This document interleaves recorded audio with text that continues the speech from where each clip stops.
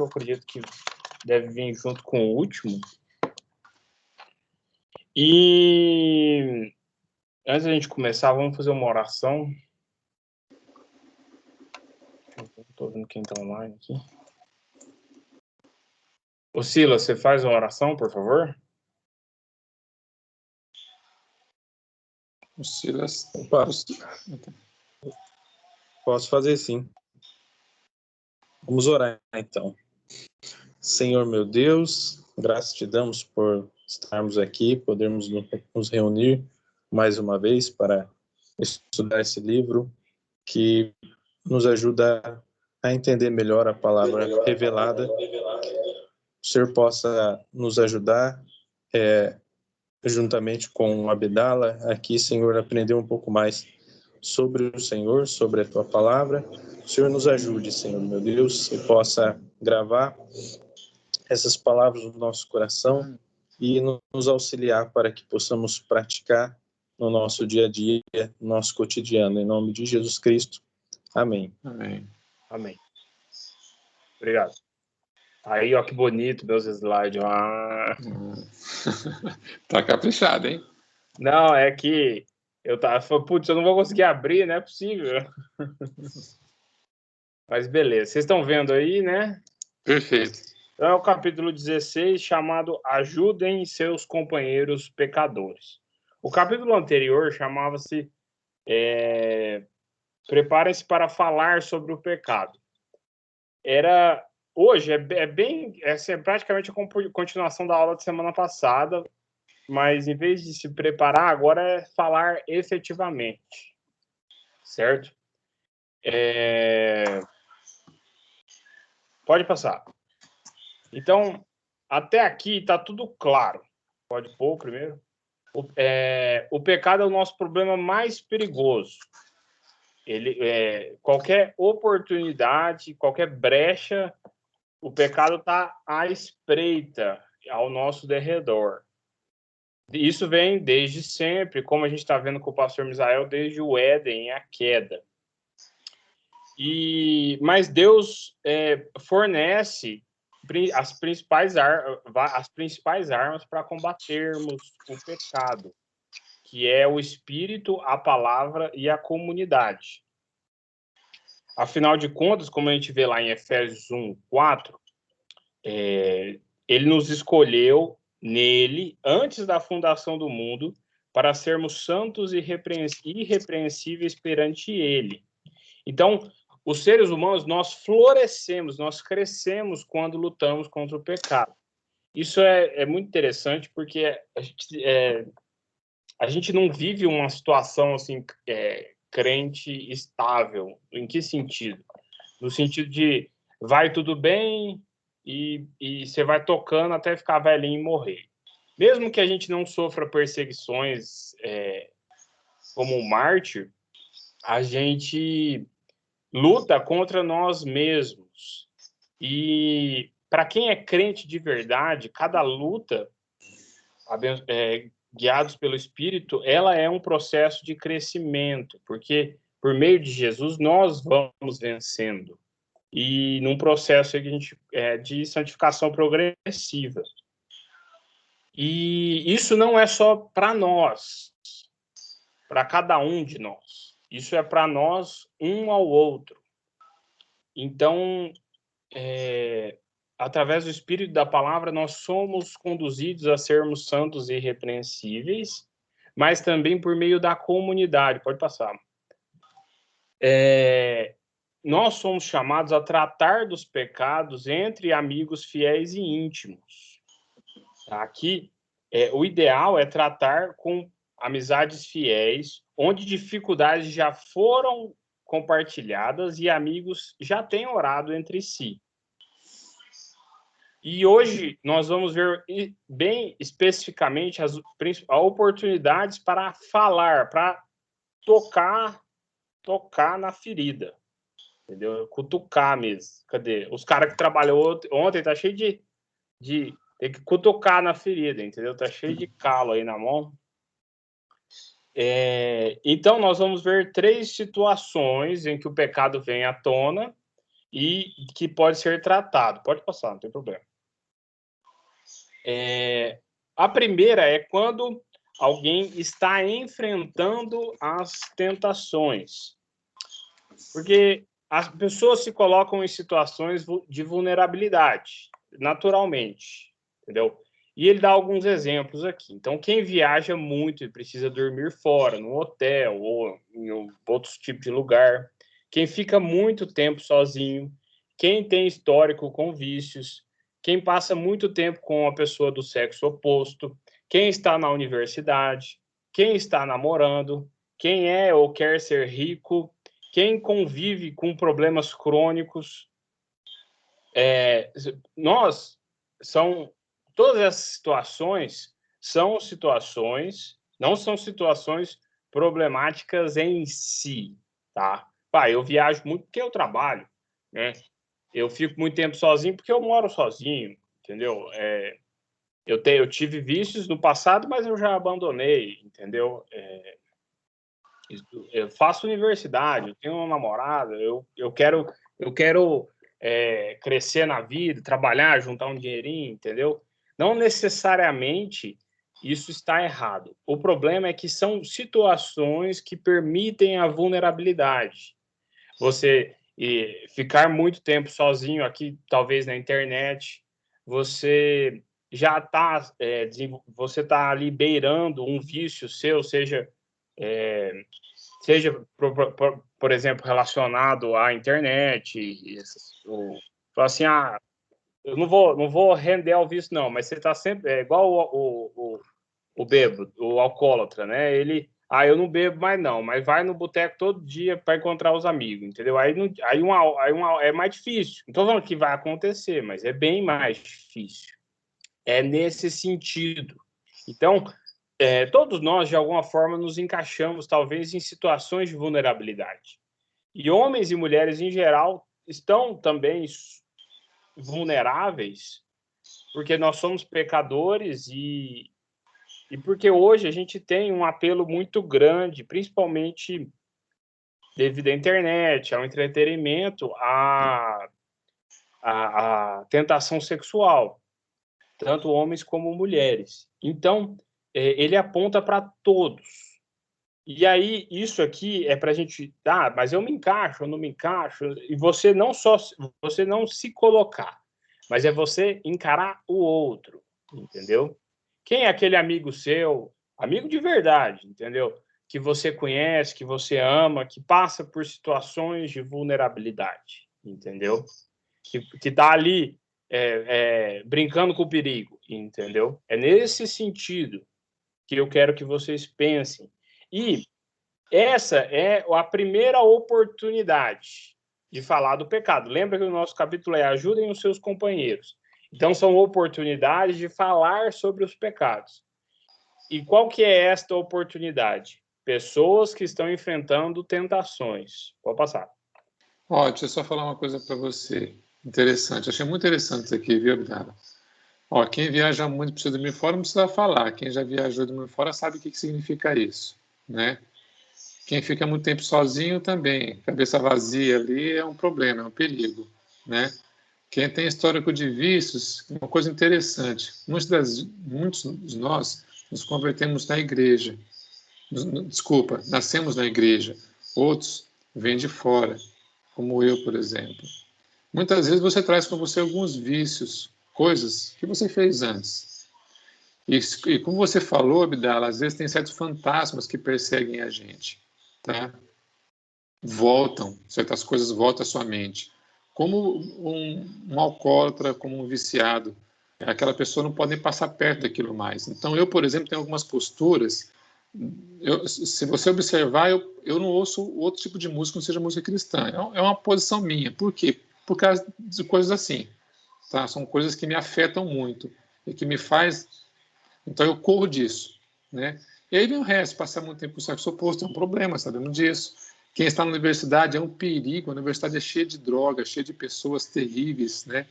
Amigos falsos. E quem faz faculdade fez sabe como é que é isso. E a mesma coisa vale para namorar, para ser... Acho interessante, quem é rico quer ser rico, né? Quem deseja ser rico, né? Opa! É um problema sério. E são coisas que você tem que correr sem olhar para trás. Essa que é a verdade. Você tem que correr sem olhar para trás, porque realmente é um perigo. Só para comentar. Não. E aí olhando para isso, e aí a gente tem os nossos amigos e, tipo assim, sabemos que eles enfrentam tentações. Não estão caindo necessariamente, mas estão enfrentando. Pode pôr mais um. Tentações são comuns a todos nós. É isso que nós estamos falando. E só que a gente tem que ter essa abertura ou aproveitar dessa abertura para chegar na pessoa e ajudar ela a revelar as suas tentações, mas dizer não aos desejos. Porque a tentação gera o desejo a consumação do pecado, né? Então, devemos nos preocupar se nós não conseguimos identificar tentações. Eu não sofro tentação nenhuma. Então, aí o autor fala, tem uma coisa errada com você, entendeu? Mas nós somos abençoados se conseguimos identificar quando somos tentados. Porque quando a gente identifica, o Espírito Santo, você já está fazendo um julgamento de valor daquela situação, entendeu? Você fala assim, opa, peraí, será que isso é certo ou errado? Então, você já deu a oportunidade de falar, não, isso é uma tentação. E, obviamente, se você já encara como uma tentação, você já está observando pelo lado do pecado, né? Você fala, vou dar ali uma passeada. Nossa, é uma tentação eu ir ali em tal lugar, entendeu? Você já pensa, fala, não, então é melhor eu não ir.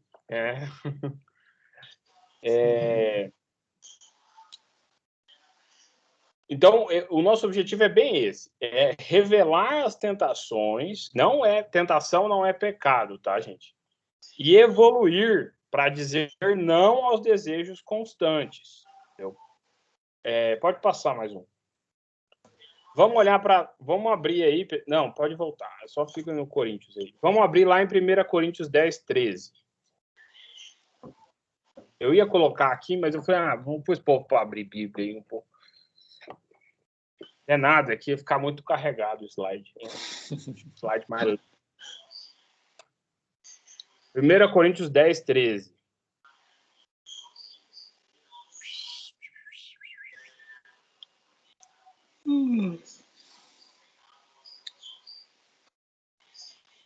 Não vos sobreveio tentação que não fosse humana, mas Deus é fiel e não permitirá que sejais tentados além das vossas forças. Pelo contrário, juntamente com a tentação, vos proverá livramento, de sorte que a possais suportar. Não vos sobreveio tentação que não fosse humana, mas Deus é fiel e não permitirá que sejais tentados além das vossas forças. Pelo contrário, juntamente com a tentação vos proverá livramento, de sorte que a possais suportar. Pode passar. Olha, os vícios, ele traz, eu achei muito interessante isso. Quando passamos pelo deserto, eu achei isso muito interessante. Ele fala o seguinte, ele fala que quando nós temos a percepção de que Deus não está nos libertando, de que Deus não está nos dando o que precisamos, o que merecemos, ou que realmente Deus ainda não chegou a hora de nos ajudar. Fala assim, deixa ele sofrer mais um pouquinho, porque faz parte, entendeu? Não tira o corona ainda não, deixa mais um pouquinho que está no meu plano, o plano de Deus. Quando nós passamos por essas situações que aqui eu estou chamando de deserto, porque pensa, no deserto você está com calor de dia, você está com frio à noite, você está com fome, você está com sede, você está sozinho, você fala, eu vou morrer aqui, entendeu? Você tá passando por uma situação difícil e você sente, você acha, você tem essa sensação de que Deus não está dando a libertação que eu quero. Então, o que acontece? Procura um alívio aonde? Nos ídolos. É igual o povo lá no Monte Sinai, né? Já está lá, no meio do deserto. E Moisés subiu e sumiu lá para cima. E aí nós ficamos aqui a mercê, esperando. Ah, Moisés não vai voltar. Vamos queimar um ouro aqui, fazer um ídolo aqui. Então, nós procuramos alívio nos ídolos, seja na bebida, na droga, no videogame, na pornografia, na internet. Eu achei ótimo, eu pensei no entretenimento, porque ele coloca descrito aqui, ele coloca videogame, livro, não sei o quê. Eu falei entretenimento.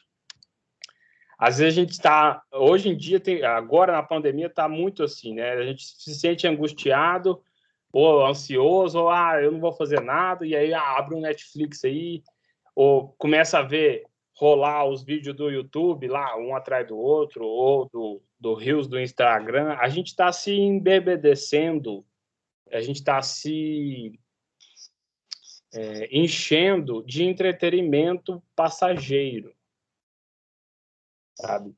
A gente está buscando nessas coisas o descanso para o nosso coração aflito. Estou falando para não fazer nada, mas a partir daí você coloca o entretenimento como ídolo e ele vai se tornando um hábito, e o hábito vai se tornando um vício, principalmente porque ele tem esse aspecto maléfico de ser um ídolo. Não necessariamente por ser uma tentação, por ser o entretenimento, desculpa. Pode passar. Mas a gente precisa encarar essas situações não com Deus eu estou proibido de fazer tudo, eu não posso fazer nada, porque o nosso Deus tudo nos proporciona ricamente para o nosso aprazimento, para nós termos a nossa capacidade de prazer ser saciada. Eu achei muito interessante isso. Eu não lembrava desse texto, e é um texto sobre satisfação, né? Dizer não para algumas coisas nos protege a nossa capacidade de sentir prazer e não diminui a nossa capacidade de sentir prazer. Então, enfrentar as tentações, dizer não, biblicamente falando, é uma proteção que Deus dá para nós sermos humanos mais perfeitos, mais perto dele. Não pessoas que encaram os prazeres de forma desregulada, né? Então, em vez de ter prazer na hora certa, no casamento, você usa despropositamente e de forma errada antes, ou fora do casamento, ou na pornografia. Ou você ter um momento de descanso em família, ou na presença de Deus, você se enche de entretenimento vago e depois não sobra tempo para nada. E outras coisas. Então, lembrando lá do que a gente leu em 1 Coríntios, que essas são as tentações e oportunidades que o pecado está aí ao redor, mas nós não somos testados além da nossa força. Então, a gente tem que encarar as pessoas que estão passando por essas tentações com esse olhar. Olha, essa pessoa está tentada, ela está se colocando num momento de tentação. Como eu posso ajudar? Será que eu não posso chegar nela e falar assim, irmão, você acha que você não tá... Isso aqui não é meio perigoso? Entendeu? Você não quer que eu vou junto? Você não... Entendeu? Você se colocar, olha, para a pessoa e falar assim, que tipo de tentação você está sofrendo? Você está sendo perseguido? Ou a pessoa que está sendo tentada fala assim, pode passar. Ô Douglas, desculpa. Tá bom. Já estou falando no próximo slide. Pode passar 2. Então, você pode orar por mim nessa próxima viagem que eu vou fazer? E na hora que eu chegar lá, eu posso te ligar para a gente orar junto, um pelo outro? Porque eu vou ficar sozinho e eu não posso ficar sozinho, entendeu? Eu tinha um amigo meu que dois amigos meus, assim, eles eram bem amigos, assim, bem crentes, e eles firmaram, tinha um pacto mesmo, assim, o cara tava fugindo da tentação, e aí o amigo saía do serviço e ia para casa dele todos os dias. Ele ficava lá com ele a tarde inteira, que era a hora que ele ficava sozinho. E aí eles ficavam, tipo, estudando, assistindo TV, fazendo qualquer coisa. Só que o cara não ficava sozinho, entendeu? Para ele não cair na tentação quando ele ficasse sozinho. Pode passar. Ou, por exemplo, teve um que eu apontei lá na lista, que eu não comentei, que era: você tem passado por muitos maus bocados durante um longo tempo. Está se sentindo tentado a tomar o assunto com as próprias mãos? Aí você vira para o cara: lembra lá de 1 Coríntios 10, 13. Como é que eu posso orar pelos momentos em que você enfrenta as tentações? Pessoas que passam por problemas crônicos, o que isso quer dizer? Pode ser um problema de saúde que é crônico, né? Está sempre presente, ou um problema financeiro, algo que está sempre dificultando, assim, machucando a pessoa. Ela pode sofrer fortemente a tentação de falar assim: olha, eu não vou mais confiar em Deus, sabe? Eu vou fazer da minha cabeça. E aí faz tudo errado. É claro que a pessoa não fala assim, sabe? Mas é uma sensação de eu não aguento mais, sabe? E às vezes de querer tomar as rédeas da situação, em vez de confiar no Senhor. Então, a gente precisa encarar as pessoas com falas como estas. Essa é a parte prática, né? De falar e chegar assim: olha, o que você tem sofrido? Vamos orar juntos. Quando acontecer, me liga. Manda zap, sei lá. Beleza? Então, pode passar, por favor. Bom, essa é uma situação. A próxima situação que a gente pode falar com a pessoa é quando nós vemos o pecado. E, às vezes, é muito difícil a gente tocar nesse assunto, né? A pessoa reage como o menino, né? Olha só, vai tocando no assunto, vai ficando mais difícil de falar nesse assunto, né? E os pecados mais difíceis para se conversar são aqueles que vemos alguém cometer, mas não encontramos nenhuma deixa para falar. Aqui nós precisamos decidir e falar, repreender, não encobertar o pecado do outro. Pode passar. Então, não... O Douglas escapuliu aí, ó. Pode passar, Douglas. Então, não se cale por... Tem um som alto aqui, eu fui lá ver o que era, tá me atrapalhando. Pode ir. Tranquilo. Não se cale por medo. Mesmo que a pessoa... Você fala: nossa, a pessoa vai chorar, igual o menininho aí chorou. A pessoa vai ficar ofendida. Não se cale por medo. Entendeu? Porque é melhor... É mais fácil... É melhor nós falarmos do que nos arrependermos de ficar calados. E isso acontece, tá, gente? Você vê alguém, duas pessoas do sexo, homem e mulher, convivendo muito, entendeu? E aquelas pessoas não são casadas ou tem outros cônjuges, e aí você fala: eu vou falar, eu não vou falar, tá meio esquisito isso aí, não devia ficar tão tempo assim, e aí você não fala. E aí é muito triste. Então, não se cale por medo. Pode passar, Douglas. Da mesma forma, não se cale por raiva. Quando alguém peca contra nós, o medo é menos perigoso do que a raiva, quando se trata de confrontar o pecador. Porque a gente, quando o sangue sobe, a gente fala mesmo, né? Às vezes, põe tudo para fora. Mas aí, quando estamos nervosos, podemos ser excelentes para falar com as outras pessoas sobre o erro de alguém, mas terríveis para falar com o pecador em si. A gente só está falando do pecado, mas aqui a gente está falando de ajudar uns aos outros. A gente está falando de, tipo assim, de ajudar o irmão, o companheiro pecador. continuar sendo crente, não a brigar com ele. Isso, às vezes, a gente passa... você fala assim, eu já avisei tantas vezes e aquele cara acabou caindo em tentação e aí você fica com raiva, fala, quer saber, eu não vou falar mais nada não, deixa ele pra lá. Uhum.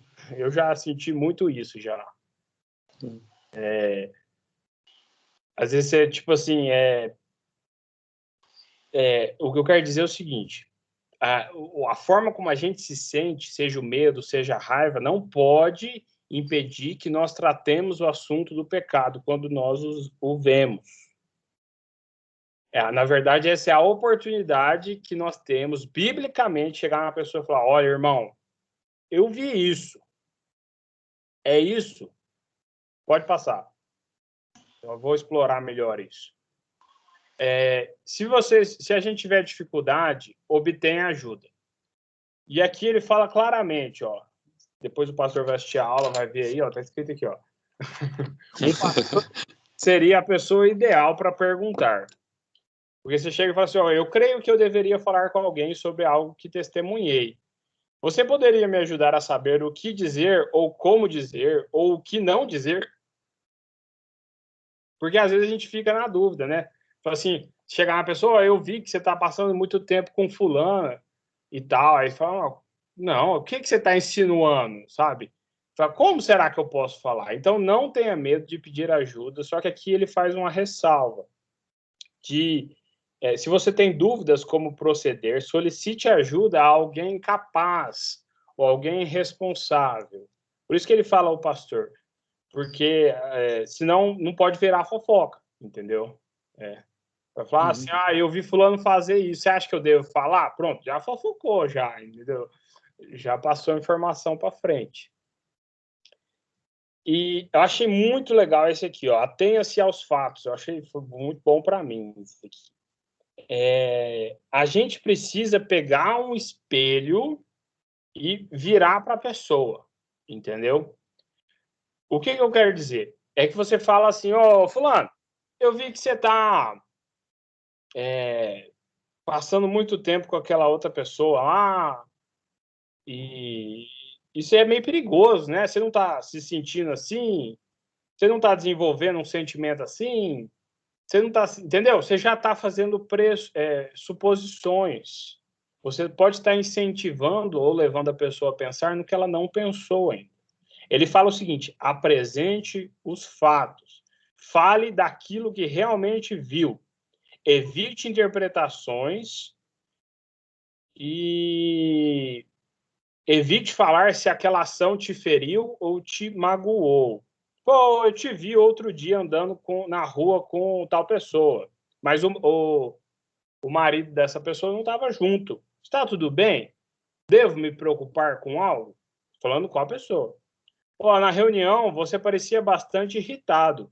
Percebi que todos ficaram em silêncio depois que você falou, como se estivessem com medo de dizer alguma coisa.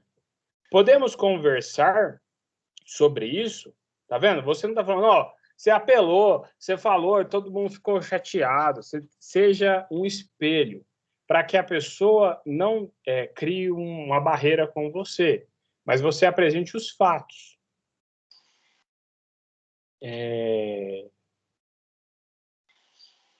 Quando estávamos falando sobre o seu casamento, tudo era sobre ela, tudo era culpa dela, nada era culpa sua. Eu sei que as coisas são complicadas, mas não é esse o objetivo, enxergar as nossas próprias falhas muito antes de ver as do nosso cônjuge. Então, a ideia aqui é colocar a pessoa para enxergar a si mesmo, para evitar que a gente interprete a situação. E aqui, para encerrar, quando a gente vê o pecado, prepare-se para reações negativas, porque as coisas nem sempre vão tão bem. A pessoa pode ficar brava, pode ficar irritada, pode ficar ofendida. Onde já se viu você insinuar isso de mim? Geralmente, raiva é uma autoacusação. A pessoa pode ficar muito triste porque nós fomos falando que a gente foi grosseiro, que a gente está sendo hipócrita. Você está me julgando. Se o outro não nos aceitar a palavra e se recusar a ouvir, podemos esperar, podemos persistir, mas é um assunto que não pode deixar de lado. Podemos procurar, por exemplo, o conselheiro sábio, como o pastor, mas olha o que Mateus fala, Mateus 18. Se o teu irmão pecar contra ti, vai arguí-lo entre ti e ele só. Se ele te ouvir, ganhaste a teu irmão. Se, porém, não te ouvir, toma ainda contigo uma ou duas pessoas, para que, pelo depoimento de 2 ou 3 testemunhas, toda a palavra se estabeleça. Então, você chega para falar, olha, eu vi você fazendo isso, irmão. Tá tudo bem? Eu falo, onde já se viu? Eu não fiz isso, não era eu. Você está cheio de acusações. Você é um julgador. Aí você pode, olha, eu vi, fulano viu, e nós todos concordamos que isso é meio estranho, irmão. Você tá bem mesmo? Você tem certeza que isso está certo? Sabe? Você traz irmãos crentes de verdade para ajudar a pessoa. Não abandona ela ao pecado, mas aproveita a oportunidade que você viu o pecado para trazer o assunto à tona. Certo? Uhum. Bom, então nós já vimos 2 oportunidades. Quando vemos... Não, esse foi o primeiro. Quando a gente sabe que alguém está enfrentando tentações e quando a gente vê o pecado, a pessoa cometendo o pecado. Por fim, pode passar? A gente tem quando alguém revela o pecado, a oportunidade da pessoa que confessa, fala, fulano, eu fiz tal coisa. Nossa, eu queria te falar, eu estou muito triste. Esse dia eu estava lá, não sei, fazendo tal coisa e acabou que eu pequei. Eu estava sozinho, eu estava olhando para fulano, não sei o quê. A gente estava conversando e eu pensei isso, eu pequei. O que a gente pode dizer, fazer quando alguém revela o pecado? A primeira coisa que ele fala, e foi bem assim, foi bem, me cutucou. Foi assim, não basta se solidarizar. Aí eu traduzi como simpatizar não resolve. Eu também passo por isso, irmão, é difícil mesmo. Assim, essa pessoa aí sempre me deixa com raiva também. Não, eu não posso ficar sozinho também que eu faço coisa errada. Sabe, isso é normalizar o pecado. Mesmo que você revele algo comum, você se sente super... nossa, eu também estou confessando, estamos os dois confessando aqui o pecado e tal. Simpatizar não resolve, porque nós estamos diminuindo a ofensa a Deus. Tudo bem que a gente quer que a pessoa se sinta menos sozinha ou envergonhada na sua confissão. Mas essa solidariedade não resolve, tá? Não resolve. Isso só leva a conversa para longe do que é mais importante. Temos que manter o foco no tema em questão. Selar uma parceria de batalha. Falar, não, irmão, vamos lutar para isso. O que eu posso fazer para te ajudar? O que nós podemos fazer para lutar contra isso? Vamos bolar um plano? Vamos chamar outras pessoas? Vamos orar juntos? Por que isso aconteceu? O que desencadeou isso? Você estava sozinho? Você vem lendo a palavra? Você vem orando? Você está com algum problema com alguma outra pessoa que está desencadeando nisso? Não enrole o caminho de A para B. Entendeu? Não crie rodeios.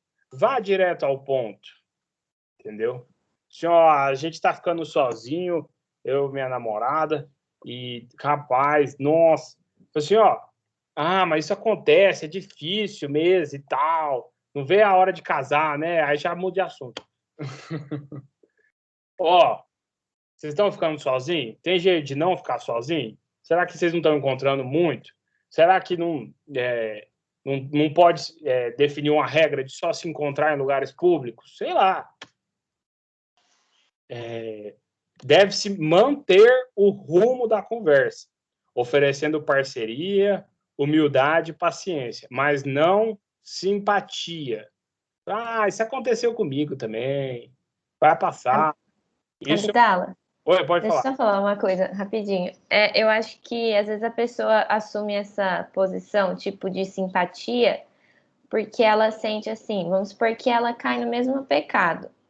Aí ela pensa, tipo, quem sou eu para falar para ele que ele deve mudar ou tal? Tipo, a pessoa se sente até hipócrita de chegar e falar alguma coisa, né? E aí, tipo assim, ela se limita a esse comentário que você disse, de se simpatizar com a situação e meio que colocar panos quentes, assim, e mudar de assunto. Só que eu acho que, tipo, a partir do momento que as duas pessoas, né, assumem esse compromisso de, tipo, um não deixar que o outro caia, ou assumir atitudes práticas mesmo, para que isso não aconteça, você não está sendo hipócrita, você está falando, tipo, eu também caio nisso e a gente precisa, né, agir de uma forma que a gente não dê brecha para esse pecado, né? Eu acho que é aí que é a diferença maior para você não cair nesse sentimento de hipocrisia e aí, tipo, só simpatizar com o pecado da pessoa. Exatamente. Legal. Isso mesmo.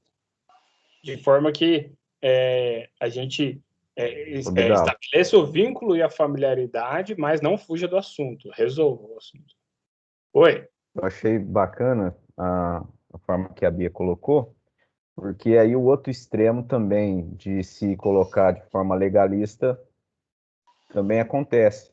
Porque embora a forma de ser abordado ela vai estar sendo direta e não aí, né, cheia de rodeios e tentando, colocando justificativas e, de certa forma, até sendo aí, assim, concordando com aquele erro de alguma forma, a pessoa seguindo essa postura de caminhar junto, né, de colocar medidas práticas a serem tomadas, é uma ação que vai trazer toda a sensibilidade realmente, né? Porque eu achei assim, é impressionante a forma que ele está colocando, porque muitas vezes a gente ouve aquilo que precisa ser feito, né? Não, então a gente precisa ajudar um ao outro, a gente precisa estar acessível, enfim. E aqui ele dá algumas iniciativas ou indicações pontuais, práticas, né? E isso é algo que a gente, muitas vezes no discurso, às vezes como liderança também, nos falta muito essa proposta de ação, né? Às vezes a gente fala o que fazer, mas não tem ali o como. E aqui a gente vê algumas coisas assim bem interessantes, né, nesse sentido de como fazer. Mas é necessário isso, é necessário ter uma sensibilidade, e é uma sensibilidade realmente, né? Precisa partir de algo assim, desse sentido de se importar realmente, de ter o interesse, de ter o cuidado, para não cair nem em um extremo, nem em outro. Nem ser conivente e nem simplesmente falar, não, ó, meu irmão, você tem que fazer isso, isso e isso. E pronto, e, né? Ó, é aqui, ó, tá aqui. Mas é muito jóia, está sendo interessante e eu gostei muito aí a forma que a Bia colocou, né? Isso. Não, foi ótimo. É a adição. Porque no final das contas, a gente também não precisa ser, não é seco. A gente precisa atingir o coração da pessoa. Porque a gente não está fazendo isso por sentimento de legalista, de julgamento, de exposição do outro. Mas nós estamos aqui porque nós sabemos que o pecado é um assunto do coração. E o pecado não é uma ofensa contra a outra pessoa, é contra o Senhor, é contra Deus. É algo que é pessoal e relacional. Então, nesses momentos, a gente precisa ser lembrado de quem é Deus e do que ele tem feito.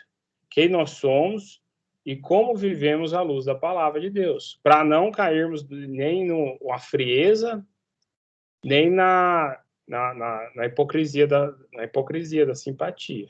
Pode passar, por favor. Deus, ele se aproxima de nós. Ele não é seco, ou sei lá, de alguma forma, só cobrando. Então, olha lá, em Êxodo 22, ele vira para o povo, lá no começo dos 10 mandamentos, fala assim: eu sou o Senhor, o teu Deus, que te tirei da terra do Egito, da casa da servidão. Ele começa se identificando quem ele é. E aqui ele se identifica como quem? Como um Deus misericordioso, como quem tirou eles da escravidão. Em seguida, ele identifica quem nós somos. O povo que havia sido escravizado, mas agora é liberto, perdoado e trazido para a casa de Deus. E então ele começa a falar os 10 mandamentos. Não terás outro Deus diante de mim. E aí ele vai começar a falar o que fazer. Então ele nos ensina como moldar as nossas vidas de acordo com o padrão do nosso libertador. A gente se aproxima aqui a ideia do autor é usar, por exemplo, o exemplo de como Deus fez, entendeu? É usar da graça de Deus. Deus, ele se aproximou, ele amou primeiro. E a partir disso, a partir da graça de Deus, é que nós somos moldados. A nossa vida são os 10 mandamentos. Ou que no nosso caso aqui, que a gente está falando, nós vamos tomar atitudes diferentes. Nós vamos mudar. Nesse sentido. Ô, Vidala, você permite só? Pode falar. Eu vejo essa introdução dos 10 mandamentos aí, né? Quando a gente vê a graça de Deus e ele se colocando antes de dar essas orientações, né, dos 10 mandamentos ali, ele traz a ação dele de graça, né? Eu sou o Senhor que te tirou da terra do Egito. E essa libertação de Deus lá no povo do Egito, né, do povo de Israel, ela está apontando para a obra de salvação de Cristo, né? Então, quer dizer, o que é o padrão que nós somos chamados a corresponder da graça de Deus? A ação salvadora de Jesus. Então, a ação salvadora do povo, né, do povo de Deus lá no Egito, que vivia como escravo, quando eles chegam ali e Deus está ali agora apontando para a nova vida dessa nação, desse povo, seria correspondendo ao padrão de Deus, né, da graça de Deus. E hoje a gente tem esse padrão da graça de Deus a corresponder da salvação em Cristo Jesus, né? Então é bem interessante a aplicação aí desse sentido na nossa abordagem, né? Então a nossa abordagem, ela não deve ser no caso de um julgamento, mas sim de apontar um padrão de Cristo, né? A uma ação de Cristo na nossa vida, de libertação.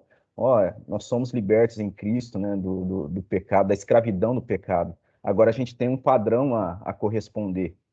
E como que muda a perspectiva, né? A perspectiva passa a ser uma perspectiva de amor, né? De realmente de apresentar a graça, apresentar o amor de Deus. Bem bacana, achei.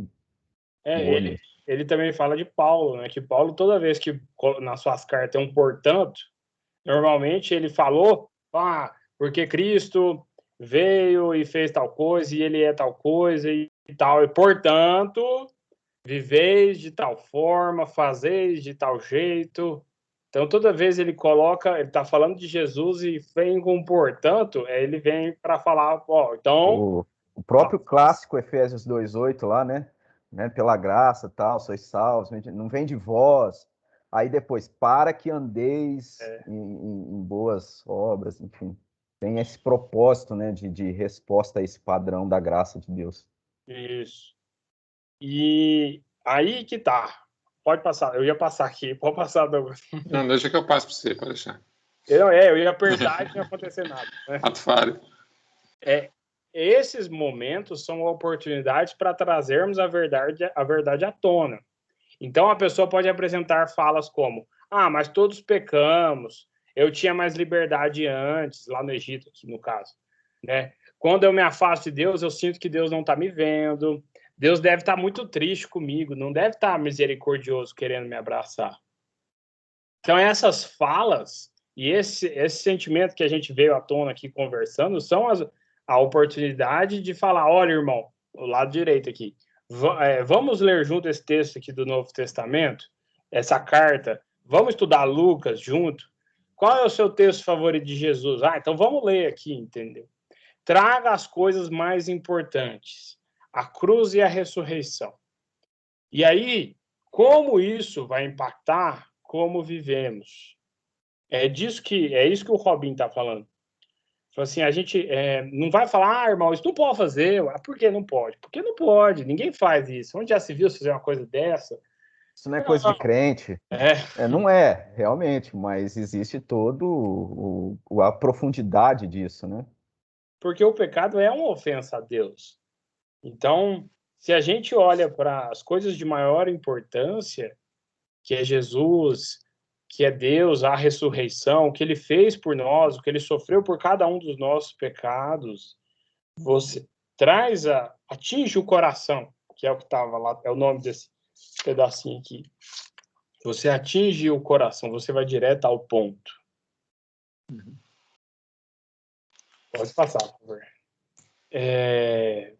Então, para concluir, o que ele fala: desenvolva um plano com a pessoa. Tenham ações concretas. Reconheça Cristo, reconheça Cristo, aponte o coração da pessoa à ofensa com amor em Jesus, mas desenvolva um plano. Não fique apenas em compromissos vagos. Ah, você tenta um pouco mais. Ah, não faz isso mais, não.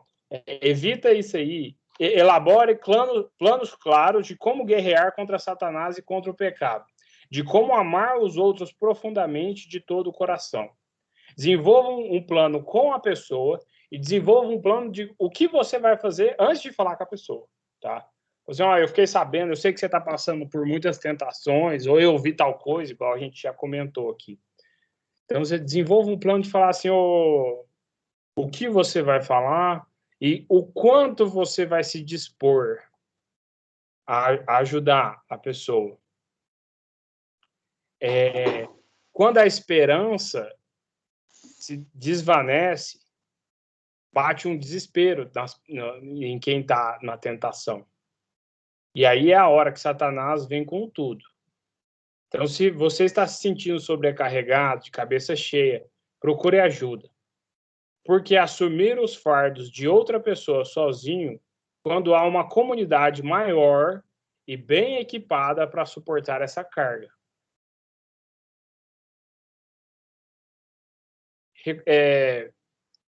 Tenha calma, reconheça que o processo de mudança e santificação é lento.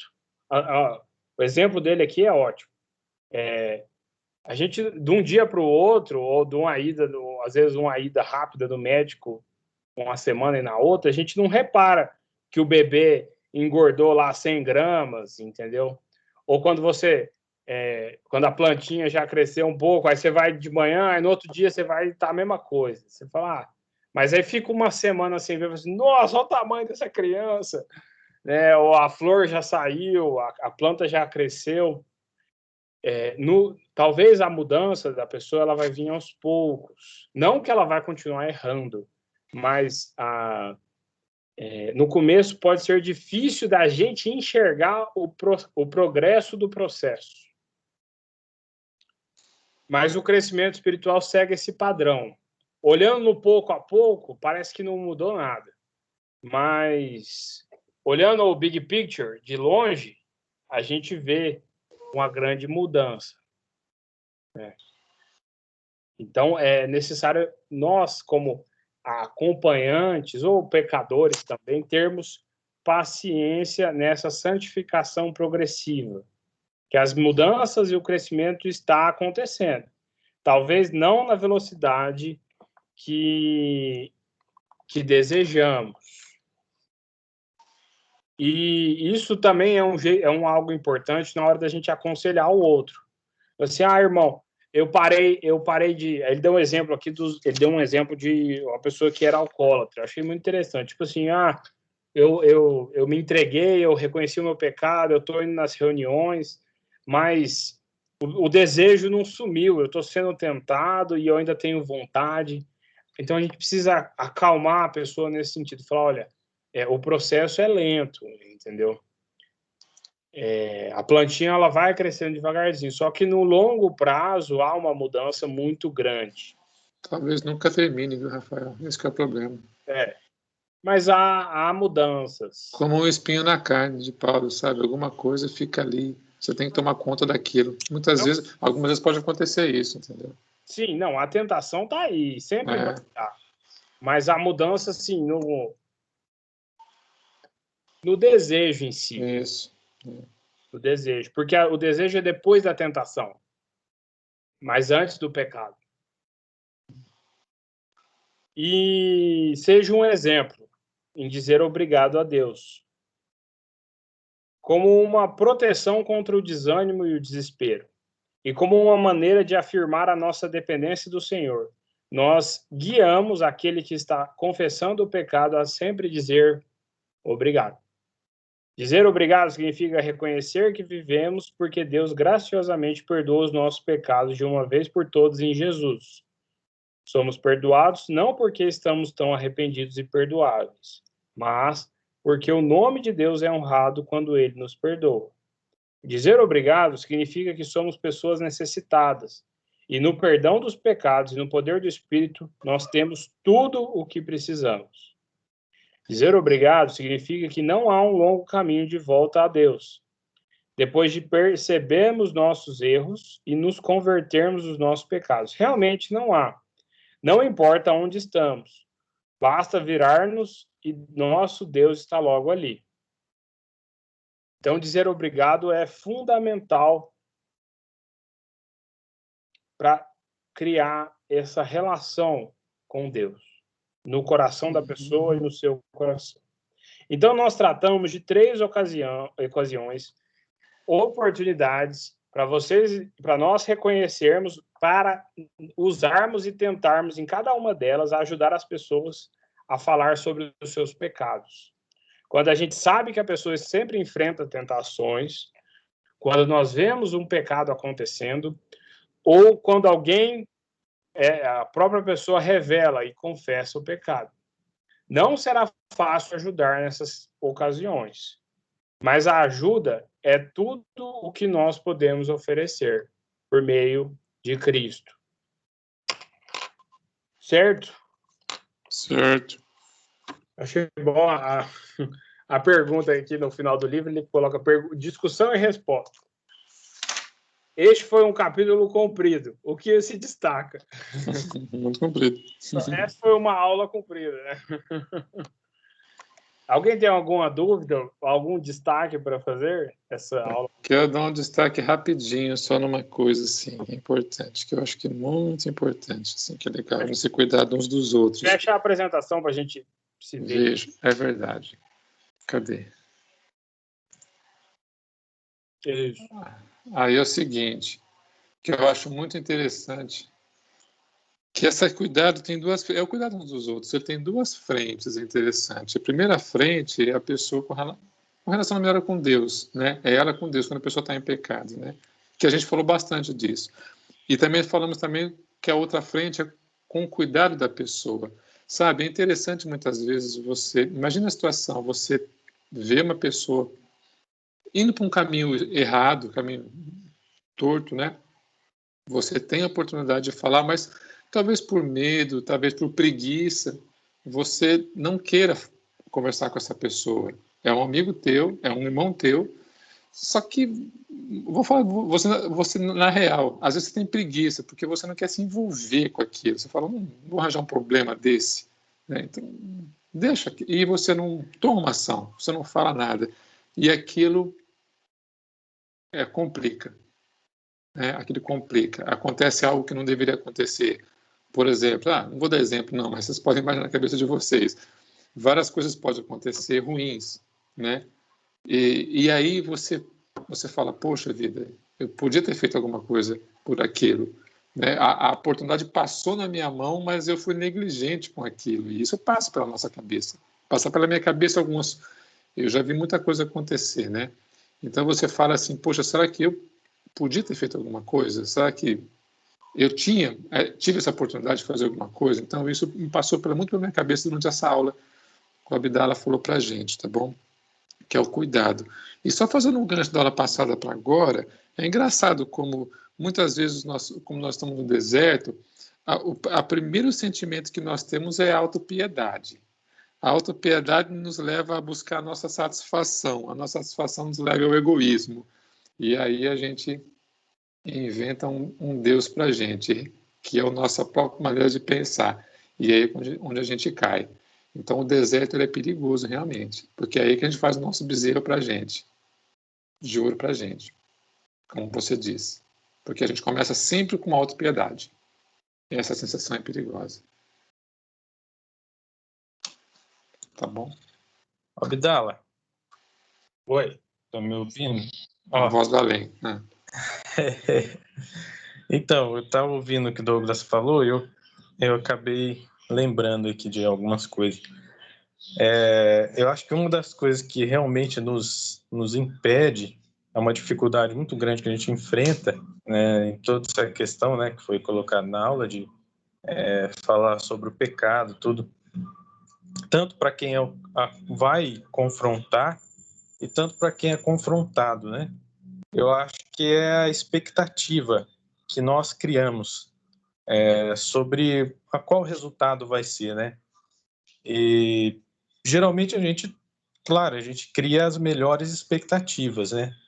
Não, eu vou lá, aí a gente se prepara, não, vou falar isso, vou falar aquilo, e nossa, e a pessoa vai entender, vai dar tudo certo, né? E a pessoa vai se arrepender e tal, e tudo mais.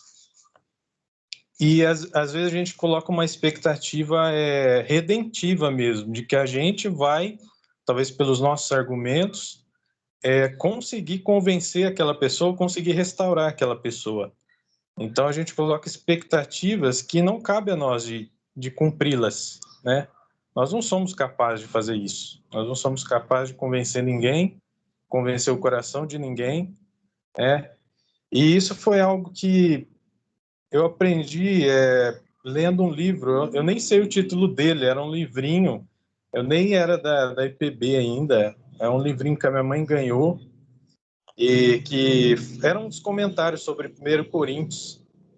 E tem uma parte que o autor ele fala, né, sobre aquela passagem que Paulo ele diz que ele tinha sido quem plantou a semente, Apolo regou, mas quem dá o crescimento é Cristo. Uhum. E aí ele comentando ele falava que o nosso papel, né, é de semeador da palavra, mas a gente não pode fazer crescer a semente, a gente não tem esse poder. Nem na natureza isso acontece. O agricultor ele semeia a semente, ele pode regar, mas quem vai dar o crescimento é Deus. Ele não pode fazer nada contra ele, tem que ficar esperando.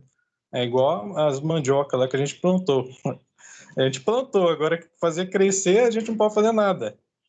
Então acho, e eu nunca mais esqueci. Faz muito tempo que eu li, nunca mais eu esqueci disso. E é algo que sempre eu levo para minha vida. Então eu acho que é exatamente isso. Tanto a pessoa que aconselha, claro, ela deve procurar fazer isso, né, da melhor forma possível, como a gente aprendeu aqui.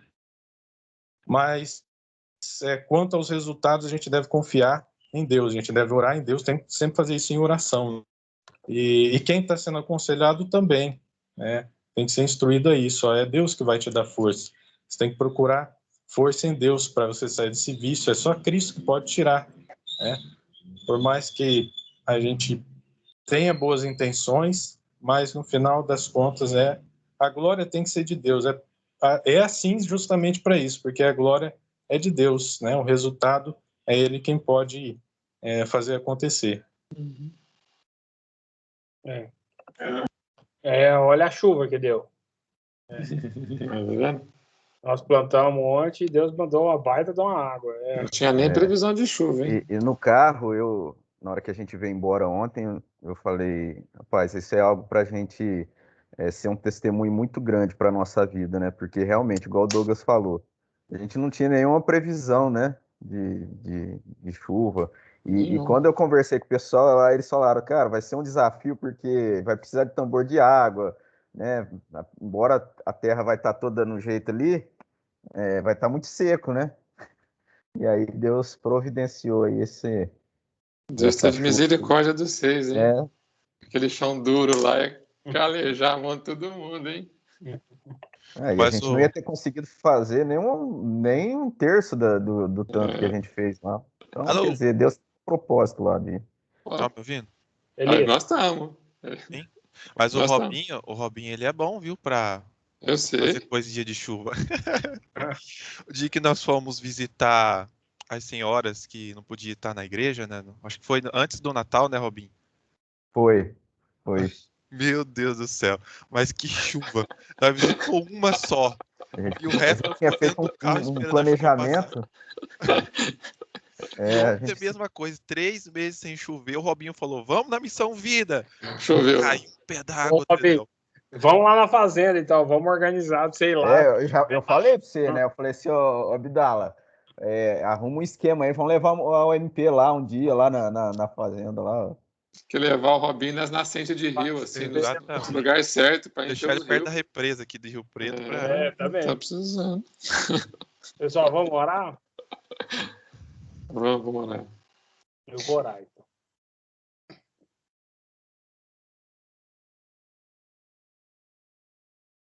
Senhor Deus, obrigado, Senhor, por esse dia, obrigado por essa chuva, obrigado pelo culto, pela tua palavra, obrigado por essa reunião. Obrigado, Deus, pela salvação em Jesus Cristo, porque o Senhor providenciou solução para a nossa pecaminosidade. Obrigado porque o Senhor nos trouxe para perto do Senhor, nos chamou, ó Pai, e com misericórdia nos abraçou. Senhor, ajuda-nos a compadecermos uns dos outros, ó Pai, a nos simpatizarmos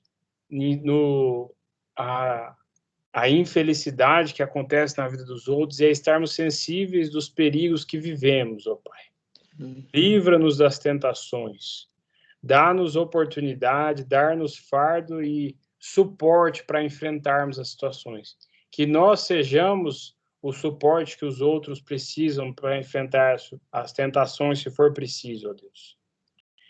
Senhor, ajuda-nos, ó Pai, a sermos sinceros, ó Pai, em ajudar o outro, a enfrentar, a apontar, que a gente se disponha de coração a viver em comunidade, a ajudar, a estar lado a lado um ao outro e a ver os nossos irmãos florescendo, ó Pai, como crentes cheios de frutos, ó Pai. E que eles também tenham essa sensibilidade para conosco, porque nós somos pecadores e precisamos da ajuda dos nossos irmãos. Cria em nós um vínculo de amor, ó Pai, um vínculo de sensibilidade uns com os outros, ó Pai, para que não aceitemos o erro um do outro, mas que tenhamos sensibilidade e disposição um com o outro, Deus. Abençoa o nosso domingo, que não temos um dia para nós, mas um dia de descanso para o Senhor. Abençoa a pregação e o culto de hoje à noite, ó Deus. E guarda-nos, ó Pai, na tua presença, livra-nos de pecar e sensíveis uns aos outros, ó Pai. Pelo nome santo de Jesus Cristo, nós pedimos. Amém. Amém. Bom, eu queria almoçar na casa do Netinho hoje, mas ele não me chamou. Vou ter que comer aqui em casa mesmo. Não vai